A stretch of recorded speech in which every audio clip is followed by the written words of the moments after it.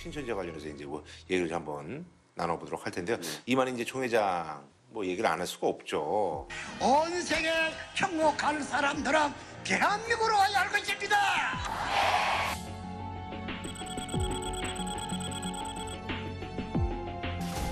근데 그 중심에 있는 이제 이만희 씨가 있는데 이만희 씨는 사실 신흥 종교 피해자입니다. 아 원래는. 사이비 종교 피해자예요. 왜냐하면 자기 자신이 이제 한센병을 앓고 있었기 때문에 이제 병 고침을 위해서 청도에 살던 젊은 청년이 장막성전이라는 또 유재열이라는 사람이 했었던 신흥 종교가 또 있었어요. 예. 거기로 또 들어갑니다. 아하. 그러다가 장막성전도 거짓말이라는 걸 알게 되고 나중에 유재열을 고소하기도 하고 막 그랬어요. 아 그래요. 사이비 종교의 피해자로서의 모습이 이만희 씨의 젊은 날에 보이죠. 근데 지금은 나와서 자기가 신천지라는 조직을 차리고 그동안에 자기가 온몸으로 겪어왔었던 노하우 같은 것들. 그 신흥 종교에서 사용했었던 것들을 다 집대성해서 아하. 지금 만들어진 신천지는 악성 바이러스인 것이죠, 사실. 이만희 총회장의 어떤 교리가 무엇이길래 이렇게 많은 사람들이 결속적 가게 여기에 빠져 있는지 간단하게 좀 소개를 좀. 근데 한 두 가지 정도를 좀 얘기해 드리고 싶은데 그 신약 성경에 보면 요한계시록이 있는데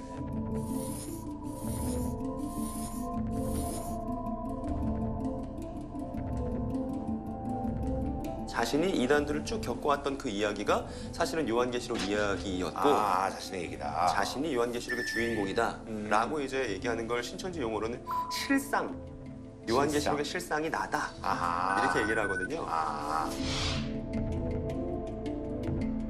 신천지는 6,000년 동안 암흑의 세계였는데 이 6,000년이라는 건 성경에 나오는 족보를 물리적으로 더했을 때 나오는 기간이에요.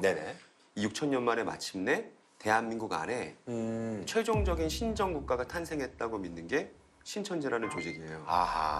그래서 이제 이런 얘기는 처음 들으셨을 거예요. 아마 이 나라 저 나라라는 표현을 써요. 그러니까 신천지 교인이 우리나라라고 했을 때 대한민국이 아니에요. 신천지를 지칭하는 거예요. 자신들의 나라가 이 나라고. 네. 그 외에 이제 믿지 않는 사람들은 저 나라. 네. 그렇게 얘기를 하는군요. 그러니까 이게 되게 반사회적인 모습 아니겠습니까? 게다가 이제 오늘 우리에게는 2020년인데 신천지 교인들에게는 신천기 37년이거든요. 신천지가 시작되었던 때부터 연도 1984년도. 네, 그때부터 이제 연도를 이제 계산해서 신천기 37년 이렇게 얘기를 하는 것이죠. 그래서 신천지라는 조직 그리고 이제 그 조직을 이끄는 자기 자신 그리고 이 최종적인 신정 국가를 탄생시킨 이만희 씨 업적 그리고 이제 급성장하는 신천지 현재 상태 이런 것들을 이제 신천지 교리의 핵심이라고 볼 수 있죠. 신천기 36년 12월 23만 9천 하나님의 새나라 새 민족을 창조한다는 것이죠.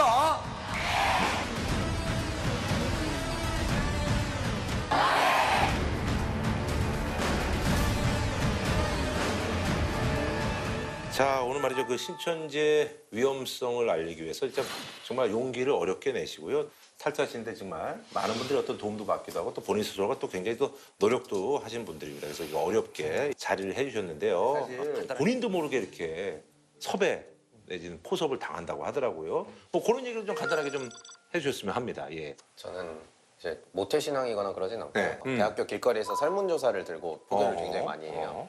당연히 신천지라는 건 안 밝히고 그때그때 사회 이슈에 맞춰서 이거에 대해서 어떻게 생각하는지 설문지를 조사하고 그 밑에 이름이랑 연락처를 적을 수 있게 그리고 나중에 해주신 분들 중에 추첨을 통해서 뭐 선물 같은 걸 드리는데 혹시나 당첨되면 연락을 드릴 수 있게 연락처를 답니다. 저도 그거에 서명을 했다가 저 기업체에서 그렇게 많이 하는 그런 방식인데 그렇게 해서 그냥 네, 대학교 시간에. 캠퍼스나 이제 시내에서 주로 많이 하는데 야. 그걸로 당해서 이제 오게 됐죠. 그러니까 신천지에서 포교하는 방법이 어떤 방법으로 통하든 결국 똑같은 길로 오게 돼요. 그렇죠. 이제 복음방이라는 단계랑 센터라는 단계, 이 단계로 오게 되는데 복음방이라는 단계는 이제 장소가 어딘지도 모르고 시간이 어딘지도 몰라요. 그러니까 시간도 이 섭외 당하는 사람한테 맞춰서 오직 그 사람한테 맞춰서 그 사람이 시간 가능한 시간에 카페든 빈 대학교 강의실이든 그런 데서 하기도 하고 그럴 때는 절대 모르고요. 저도 당연히 몰랐고 센터라는 곳을 소개를 해요. 6개월 동안 매주 월화목금 성경을 배우는 시간 이거를 해야 된다라고 하고 그곳에 들어갔을 때 한 3개월 정도 배우고 나면 여기서 하는 말은 다 맞구나 여기서 하는 말은 재밌구나 라는 걸 느끼기 시작을 하고 이제 전도사의 판단하에 쟤는 여기가 신천지인 걸 말해도 이제 탈퇴를 안 할 것 같다 싶어요. 근데 그때는 뭐 신천지라고 얘기해도 이렇게 큰 거부감은 없는 상황인 거네. 믿음이 이미 생겼어요. 아하, 그래요. 동아 씨는 뭐 구체적으로 어떤 일을 했어요? 저는 교육보다는 주로 섭외 활동, 그러니까 포교 활동이라든지 아니면 신천지 내에서의 봉사 활동을 주로 좀 많이 했는데 예를 들어서 좀 음료수 회사랑 계약을 맺어서 새 신제품 음료수를 우리가 홍보를 해주겠다, 싼 값에 라고 해서 음료수 시음 행사를 열어요. 그러면서 음료수 시음하면서 설문조사까지 같이 이제 본인 그렇죠. 시음을 해주시고 맛이 어떤지 여기 평가지를 작성해 주시고 이름이랑 연락처를 적어주시면 추첨을 통해서 또 연락을 드리겠다. 그래서 그 이름하고 연락처 빼내는 거예요? 그렇죠. 그러니까? 수천 명의 연락처를 그런 식으로. 그런 식으로 해요. 그다음에 대학교 안에 위장 동아리를 만들어요. 그 동아리들끼리 연합 모임 해가지고 연합으로 이제 모이면 동아리에 들어간 신입생들은 여기 다 같이 모여서 여기 사람들이 우리 빼고는 다 친하네? 그럼 나도 여기 친해져야겠다 이러면서 더 친해지게 만드는 그런 방법을 쓰게 됩니다. 대학생들이 생각보다 굉장히 많이 빠져 있어요. 맞아요. 제가 있었던 특히 광주의 A 대학교는 한 대학교 안에 1,200명 정도가 신천지에 빠져 있고 한 B대학교라는 곳은 1,300명 정도. 지금은 좀 더 늘어났을 수도 있겠네요. 전체 대학생이 2만 명, 3만 명인데 그중에 1,000명 이상이, 그러니까 대학생 20명 중에 1명을 신천지에 일 정도로 좀 심각하게 많아요.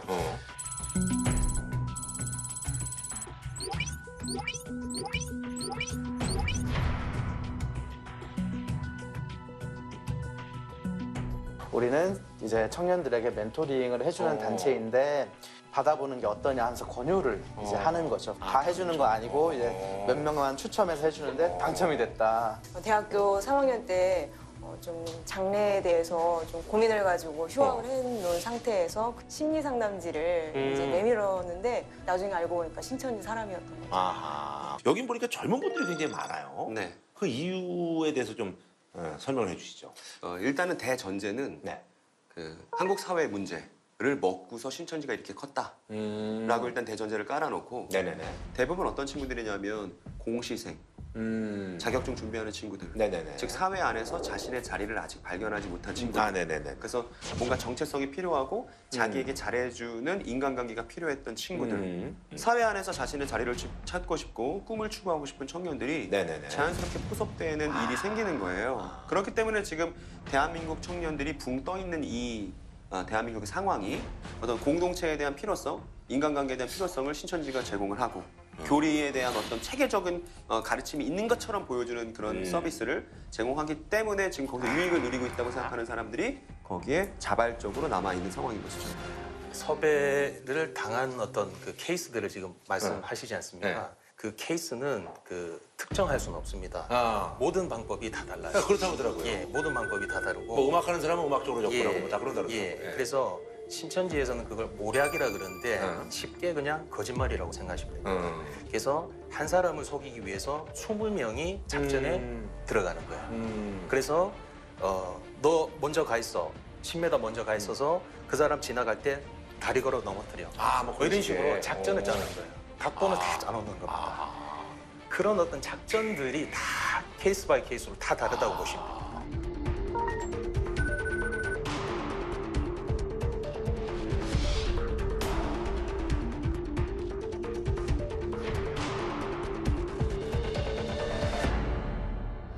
어느 날 이제 고등학교 선배한테 연락이 온 겁니다. 밥을 사주겠다 해서 이제 의심 없이 만나고 가서 막 얘기를 나누고 있는데 갑자기 옆 테이블에 있던 모르는 사람들이 선배 친구 보고 당신 지금 집에서 전화가 올 거야. 심각한 일이라고 전화가 올 텐데 그렇게 심각한 일이 아니니까 너 그거 신경 쓰지 마. 너무 걱정하지 마.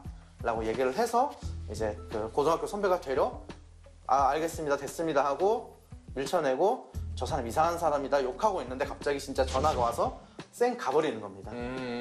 이게 어떻게 나중에 이제 봤더니 이제 조작한 거잖아요. 예, 밑작업이죠 이게. 그러고는 이제 와 신기하다 하면서 고등학교 선배랑 얘기를 나누는데 갑자기 이제 저한테도 말을 걸어서 이제 저에 대한 정보를 막 맞추는 겁니다. 그러더니 이제 네가 빛 가운데 있다가 갑자기 네가 돌아서서 어둠 가운데로 나아간다. 그러니까 너에게 이제 마지막 여러 번 기회를 줬는데 네가 붙잡지 않았다. 마지막 기회를 줄 테니까 마지막으로 이제 붙잡아라. 그렇지 않으면은 너는 영원한 어둠 가운데 빠질 것이다. 그래서 이제 그래서 들어가서 이제 제가 그냥 그래 나도 성인인데 뭐 내가 들어보고 판단하면 되지 그렇게 라고 됐구나. 해서 들었고 그렇게 세뇌가 돼버렸죠. 대상에 맞는 어떤 작전을 쓰잖아요. 그때 대상이 누구였냐면 약국에서 아르바이트하면서 카운터를 보고 있는 아가씨인데 매일 같은 시간에 거기에 들러서 비타오백을 하나씩 산 거죠. 그러면서 얼굴을 익히고 인사를 하고 그런 거예요. 그거를 한 2, 3주 했던 것 같아요. 2, 3주 매일 같은 시간에 오면은 제 얼굴을 알 수밖에 없거든요. 그러면서 안면을 익히고 이제 이미 뒷조사가 다 된 상황이기 때문에 그 사람이 몇 시에 퇴근하고 몇 시에 어느 정류장에서 몇 번 버스 몇 시에 타고 집에 가는지를 알아요. 그래요? 집이 어딘지도 알고. 그러니까 저도 우연히 버스 정류장에서 그 사람을 만난 만나고 것처럼 들어갔고. 거기서 어디서 많이 뵌 것 같은데 그러면서 하면 그쪽에서 얘기를 하겠죠. 약국에 자주 오셨어요. 전 단골 손님이니까. 그러면서 거기서 자연스럽게 대화를 조금 나누고 버스를 같이 타서 버스에서 아니 근데 대화를 저기 나누면서 그 성격들은 많이 개조가 되겠네. 이런 걸 하면 아니 그 저 뭐 이렇게 원래 좀 남사스러워하고 이런 사람 못 하겠네. 사교성이 있고 이런 사람들이 그러니까. 아니, 그러니까 누군가를 마음을 현혹시키려면 사실 마음을 그러니까 말을 잘할 수밖에 없는 건데 평범하게 그냥 살아가신 분들한테 이렇게 누군가가 작정하고 이렇게 달려들고 호의를 이렇게 하면 그건 거의 뭐 속지 않을 수가 없을 것 같아요. 네. 저도 이렇게 다 인상들도 좋으시고 말씀들도 너무 아니 재훈 씨도 마찬가지예요. 네. 어떤 그 환장을 계속 와가지고 왜 그래?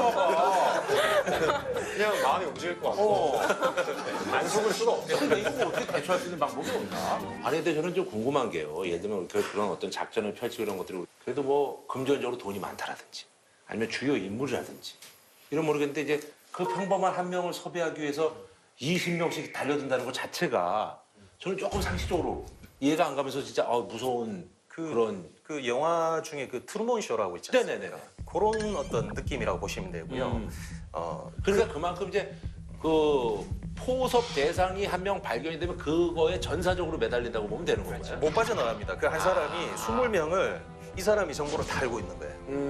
그러니까 너 과거에 아팠지, 몇 년도에 교통사고 당했지. 누가 와서 무속인인 것처럼 이야기하면 깜짝 놀라는 거예요. 그럼 그 사람 주변에는 이 사람 주변에는 누군가 신천지인이 있다는 거예요. 정보를 주고 가서 무속인처럼 행동하고 너 성경 공부 안 하면 너 큰일 난다. 이런 식으로 접근한다는 거죠. 신천지 청년들 중에 70% 인원이 자신이 이제 신천지에 다닌다는 것을 부모님이나 주변 사람들한테 숨기고 이제 신천지를 다닙니다. 그럼 원래 교단에서 그렇게 얘기를 해요? 숨기라고? 그렇죠. 신천지 다니는 거를 숨기고 다녀라. 이제 그 아무리 숨기고 다녀도 이제 발각되는 일이 종종 발생해요. 그렇겠죠. 그래서 이제 이 발각되는 일이 발생을 하면은 부모님한테 어떻게 이야기를 해야 되고 어떤 행동을 취해야 될지 그런 거를 이제 저희 그 섭외부에서 판단을 해서 알려주는 역할을 했었습니다. 예를 들어서 이제 부모님이 자식이 신천지에 들어가는 그 장면을 목격했을 때는 처음에는 이제 그냥 간단하게 그냥 화장실이 급해서 네. 야, 너 누가 그런데 거기 교회 들어갔는데 거기가 신천지교회 너 들어가는 거 봤대. 그러면 엄마 화장실 잠깐 급해서 들어간 거야? 들렀다. 그래도 부모님이 계속 의심을 하시고 추궁을 하시면 옛날에는 거기를 신천지를 다녔는데 지금은 단계를 끊었다 이런 식으로 말을 제가 만드는 역할을 했었습니다. 그 본인도 그럼 부모님들한테 그렇게 네, 저도 부모님한테 들켜가지고 발각이 돼서 저도 본인도 그렇게 거짓말 시킨 거예요? 네, 계속 거짓말. 어떤 거짓말 시킨 거예요? 저는 이제 도서관 간다고 하고 신천지 교육 들으러 가고 그다음에 이제 뭐 친구들을 만난다 하면서 이제 신천지도 모임하고 계속 그런 식으로 사소한 거짓말을 엄청나게 많이 했었죠. 나중에 심하면 미행이라든지 도청 같은 것도 좀 하고요. 아, 그래요? 네, 부모님 차량이나 이런 것은 이미 신천지 쪽에 정보가 다 가 있거든요. 그럼 부모님이 이 자녀를 신천지에 못 가게 하기 위해서 어떤 행동들을 하고 있는가 이런 것들을 파악하기 위해서 역으로? 잠복도 하고 미행도 하고 저도 섭외부장 활동을 좀 했었는데 새벽에 교대로 가면서 집 앞에 잠복하고 그러다가 부모님이 어디 떠나면은 바로 이렇게 따라가서 미행하고 이런 일들도 했었어요. 네, 저도 그런 역할 많이 했었습니다. 이제. 여기서 이제 조금 더 심해지면 그 부모님 입장에서는 이제 그 신천지에 빠진 자녀들을 전문가한테 데리고 오고 싶잖아요. 진짜 신천지가 위험한 집단인 게 저 같은 사람을 만나면 3층이든 4층이든 뛰어내리라고 합니다. 아, 그래요? 근데 진짜 그렇게 뛰어내릴까? 뛰어내립니다. 진짜 뛰어내리는 일도 있었어요. 다리 부러지고요. 왜냐하면 우리 신천지 전문가 목사님 같은 분들 만나면 영이 죽는다 그래요. 그래서 신천지 이외의 다른 교리, 신천지를 비방하는 말들 이런 말들을 들으면 영이 죽는다고 생각을 해요. 그래서 스스로 듣지 않는 겁니다. 자기 스스로가 길을 차단하고 있는 거예요. 그래서 저 같은 사람 만나면 뛰어내리고 도망가고 여기서는 잡으러 다니고 이렇게 합니다. 시한부 종말 집단으로 알려져 있고 또 이제 사회에 해악을 끼치는 그런 집단이니까 부모로서 반대하는 게 너무나 당연하잖아요. 예. 아이가 그런 부모를 피해서 가출을 하더라고요. 근데 이제 가출을 할 때 제가 정말 놀랬던 게요. 저희 아파트 1층 주차장에다가 신천지 간부가 차를 가져와서 대기하고 있고 저희 아이가 짐 싸서 내려오니까 태워갖고 가더라고요. 그리고 나서 이제 얼마 안 있다가 저희 아이가 저를 고소했어요. 그래서 납치, 감금, 폭행으로 그렇게 고소해서 부모 거기 입장에서 가지 말라고 이제 집에다 가다 놓은 걸 그렇게 얘기를 네, 했다고. 그래서 정말 부모 입장에서 너무나 황당하고 또 이제 마음이 참담하죠. 아 정말 어떻게 할 줄 모르겠더라고요. 뭐 그렇더라도 또 우리 애를 버릴 수는 없잖아요. 그렇죠, 그렇죠. 그래서 뭐 연락은 안 되고 어디서 누구랑 사는지 전화번호도 모르고 그런 상태여서 우리 애 어디 있느냐 우리 애 집으로 돌려보내줘라. 이제 그렇게 시위를 했는데 시위를 하다 보니까 다른 부모들도 있더라고요. 다른 피해자들도 있는데 저와 같이 이렇게 신천지 신앙을 반대하는 가족들을 신천지에서는 일률적으로 고소하더라고요. 왜 자식을 낳았으면은 자식이 좀 원하는 대로 좀 우리도 가잖아 자기도 나보고 가잖아 나도 가고 있다고 좀 공부하러 가는 거야. 공부하러 나도 공부하고 자 해요. 종교에 대해서는 관여할 게 아니에요. 이 세상에서 가장 사랑하는 사람이 아빠라는 것을 네가 알아야 된다. 이만희도 아니고 인생이라는 것은 너무나도 짧다.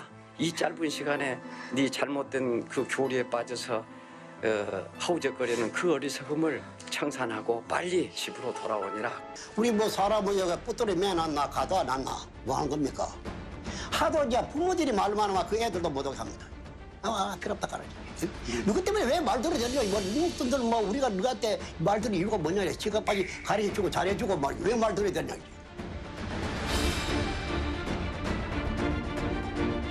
지금 신천지에 가게 되면 하나의 안경을 다 썼다고 볼 수 있어요. 신천지 안경. 그냥 성경 구절 몇 구절 틀린 거 설명해서는 안 나오거든요. 어떤 세계관이 있어요, 세계관. 이제 그런 것들이 벗겨져야 비로소 이제 나오게 됩니다. 아 근데 저 궁금한 게 있는데 이렇게 되면은 누구 미행해야지 뭐 연극해야지 뭐 쫓아다녀야지 일상생활이 거의 안 될 것 같은데 일상생활 또 하시는 분들도 많으신 것 같은데 그건 어떻게 되는 거예요, 그러니까? 필요에 의해서 일상생활을 하시는 분들도 있는데 그분들은 늘 마음에 짐을 가지고 있는 거죠. 아, 그러니까 내가 이제 뭐 부모님 댁을 자주 못 찾아보는 그러자 마음 같이. 아, 그래요? 그런 분들이 사회생활을 올바르게 하지 못하니까 회사를 옮겨 다니는 경우도 저도 많이 봤고. 아하. 왜냐면 신앙을 하기 위해서 생활을 유지하는 거지. 어허. 이런 식으로 생각을 하기 때문에. 아, 그러다 보니까 직장 내서 이제 자꾸 도태되고 그러니까 뭐 이직하게 되고. 겉돌게 되는 거죠. 소위 이제 지금 신천지 명단이라는 게 지금 나왔지 않습니까? 근데 이제 지금 신천지 명단이라는 게 지금 나왔지 않습니까? 근데 저는 그것도 이제 모략이라고 생각해요. 그 신천지 내부에는 검사 출신, 법조인들, 그다음에 뭐 연예인들, 그다음에 뭐 사회 유력 인사들 이런 사람들은 분명히 배제시켰을 거란 말이죠. 신천지 입장에서는 활용도가 있기 때문에. 그런데 이제 일반적인 사람들은 정상적인 사회생활을 할 수가 없습니다. 그러다 보니까 대부분의 일반적인 청년들은 그 부모님한테 공무원 준비한다. 2년만 나를 지원해 주세요. 아, 그런 식으로 해서. 신천지는 2년 있으면 하늘나라 영의 세계가 자기들한테 내려와서 육체가 죽지 않는 영생부사가 될 것이다. 그렇게 믿고 있기 때문에 2년만 자기한테 지원을 해달라. 부모님한테 손을 벌리고 있는 돈 같은 경우에는 재산을 이제 다 탕진하게 되고 정상적인 사회생활을 할 수가 없죠. 공예라는 세상이라는 것은 모든 성도들의 세상이라는 말입니다. 그런 거 맞죠? 저희가 추산하기로는 1조 600억 원. 근데 활동비가 10,000원인 거예요. 핸드폰이 몇 달씩 밀려 있었고 차에 부딪혀가지고 합의금을 요구한다. 생활고에 시달리면서 살았죠. 신천지 교회에 알리겠다 그러니까 교회를 불질러버려. 죽여가지고 매장을 해버려.